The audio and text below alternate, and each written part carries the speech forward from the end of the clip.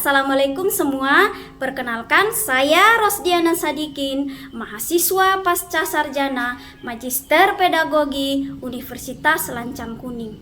Ini adalah tugas UTS pada mata kuliah Psikologi Pendidikan dengan dosen pengampu Ibu Dian Nasrah Marissa, PhD. Bullying di sekolah bukan cuma soal anak nakal atau usil. Di balik perilaku itu ada hal yang lebih dalam, rasa tidak aman, ingin diakui, atau bahkan teriakan minta tolong. Lewat video ini, saya akan mengajak kita semua melihat bullying dari kacamata psikologi pendidikan, khususnya teori motivasi. Bagaimana teori ini membantu kita memahami akar masalah dan menemukan solusi. Lalu saya akan berbagi andaikan saya menjadi pengambil kebijakan pendidikan di provinsi saya.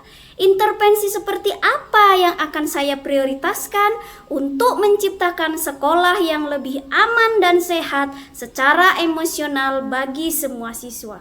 Yuk, mulai pembahasannya. Teori motivasi, khususnya teori hierarki Maslow, memberikan pondasi kuat untuk memahami perilaku manusia, termasuk di lingkungan sekolah.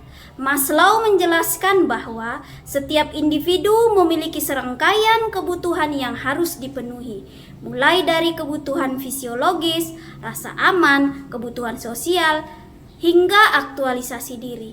Dalam konteks psikologi pendidikan, pemahaman ini krusial. Jika kebutuhan dasar siswa tidak terpenuhi, mereka tidak akan dapat fokus pada pembelajaran atau pengembangan diri yang lebih tinggi. Sebaliknya, kondisi ini dapat memicu munculnya perilaku adaptif yang kurang tepat, seperti bullying. Dari kasus bullying, pelaku bisa melakukan tindakan agresif karena merasa tidak dihargai atau ingin mencari perhatian.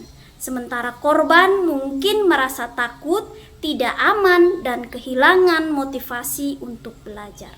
Dengan memahami ini, kita bisa melihat bullying bukan hanya sebagai masalah perilaku, tapi juga sebagai sinyal bahwa ada kebutuhan psikologis yang belum terpenuhi. Gimana solusinya? Mengacu pada pemenuhan kebutuhan dasar psikologis siswa, ada 3 pilar utama yang bisa kita terapkan. Yang pertama, menciptakan lingkungan sekolah yang aman dan suportif. Misalnya dengan menerapkan aturan anti-bullying yang jelas dan konsisten, sehingga memenuhi rasa akan aman dan keterhubungan siswa.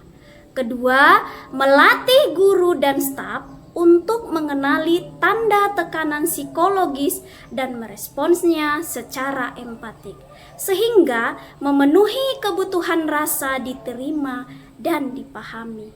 Ketiga, memberi ruang bagi siswa menyalurkan potensi mereka melalui program ekstrakurikuler yang beragam, dan siswa dilibatkan dalam proyek-proyek berbasis minat, sehingga membangun rasa kompetensi dan penghargaan diri.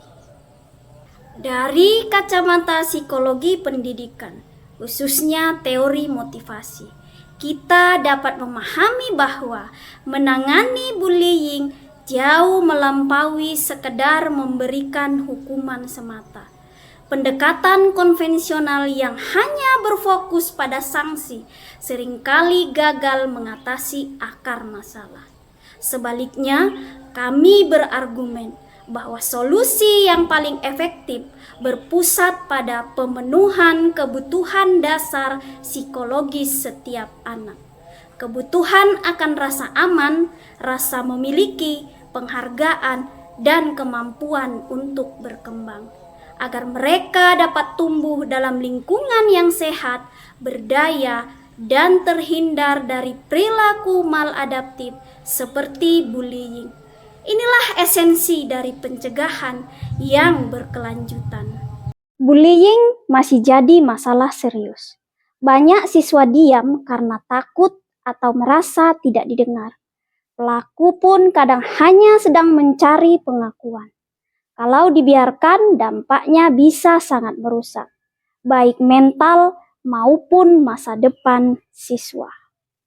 Jika saya menjadi pengambil kebijakan pendidikan di provinsi saya akan memprioritaskan intervensi yang secara sistemik mengatasi akar masalah bullying dari perspektif psikologi pendidikan, yaitu 1. Membangun budaya sekolah yang positif dan aman secara holistik. 2. Melatih guru dan staf dalam pendekatan restoratif. 3. Menyediakan sistem pelaporan yang aman dan rahasia. Karena mencegah bullying bukan hanya tugas sekolah, ini tanggung jawab kita bersama.